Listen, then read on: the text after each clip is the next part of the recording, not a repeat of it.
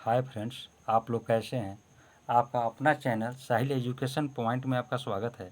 आज हम लोग बात करेंगे क्लास 12 का हिंदी और कविता का नाम है उषा, जो शमशेर बहादुर सिंह के द्वारा लिखी हुई है। इसके पिछले वीडियो में मैंने शमशेर बहादुर सिंह की जीवनी का वीडियो बनाए थे।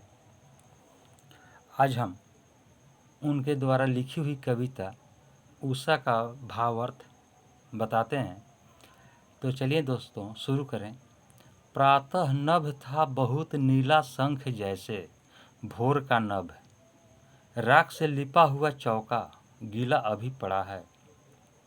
बहुत काली सील जरा से लाल केसर से, कि जैसे धुल गई हो स्लेट पर लाल खड़िया चौक मल दी हो किसी ने। यह आपका कविता का पंक्ति है। इसका भावार्थ है, यानी इस वाक्यांश में कवि ने भोर के वातावरण का सजीव चित्रण किए हैं। प्रातःकालीन आकाश गहरा नीला प्रतीत हो रहा है। वह शंख के समान पवित्र और उज्ज्वल है। भोर यानी सूर्योदय के समय आकाश में हल्की लालिमा बिखर गई है। आकाश की लालिमा अभी पूरी तरह छंट भी नहीं पाई है, पर सूर्योदय की लालिमा फूट पड़ना चाह रही है। आसमान के वातावरण में नमी दिखाई दे रही है और वह राख से लिपा हुआ गीला चौका सा लग रहा है। उससे उसकी पवित्रता झलक रही है। भोर का दृश्य काले और लाल रंग के अनोखे मिश्रण से भर गया है।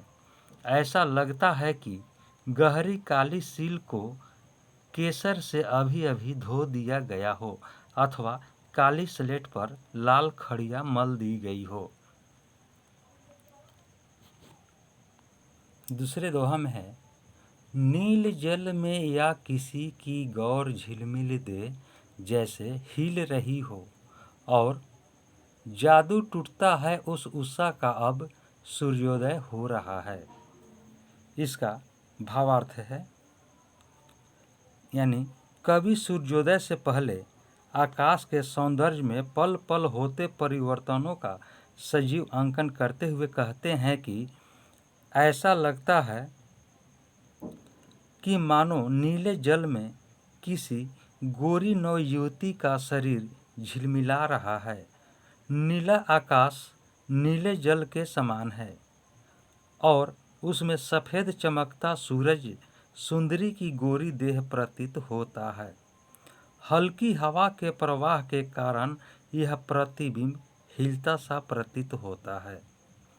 इसके बाद उषा का जादू टूटता सा लगने लगता है। उषा का जादू यह है कि वह अनेक रहस्यपूर्ण एवं विचित्र स्थितियां उत्पन्न करता है। दोस्तों, यह था आपका भावार्थ। इसको एक बार पुनः हम रिपीट कर देते हैं, पुनः बताते हैं। आपका पहला पंक्ति जो है, प्रातः नभ था बहुत नीला शंख जैसे, भोर का नभ राख से लिपा हुआ चौका अभी गीला पड़ा है। बहुत काली सील जरा से लाल केसर से, कि जैसे धुल गई हो स्लेट पर या लाल खड़िया चौक मल दी हो किसी ने। तो पुनः इसका आप अर्थ समझें। इस वाक्यांश में कवि ने भोर के वातावरण का सजीव चित्रण किए हैं। प्रातःकालीन आकाश गहरा नीला प्रतीत हो रहा है। वह शंख के समान पवित्र और उज्ज्वल है। भोर यानी सूर्योदय के समय आकाश में हल्की लालिमा बिखर गई है। आकाश की लालिमा अभी पूरी तरह छंट भी नहीं पाई है, पर सूर्योदय का लालिमा फूट पड़ना चाह रही है। आसमान के वातावरण में नमी दिखाई दे रही है और वह राख से लिपा हुआ गीला चौका सा लग रहा है। इससे उसकी पवित्रता झलक रही है। भोर का दृश्य काले और लाल रंग के अनोखे मिश्रण से भर गया है। ऐसा लगता है कि गहरी काली सील को केसर से अभी अभी धो दिया गया हो, अथवा काली स्लेट पर लाल खड़िया मल दी गई हो। और दूसरी पंक्ति है, नील जल में या किसी की गौर झिलमिल दे, जैसे हिल रही हो और जादू टूटता है इस उषा का अब सूर्योदय हो रहा है।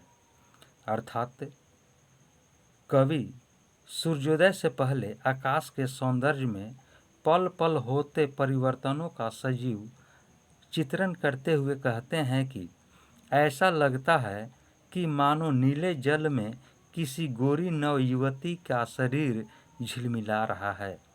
नीला आकाश नीले जल के समान है और उसमें सफ़ेद चमकता सूरज सुंदरी की गोरी देह प्रतीत होता है।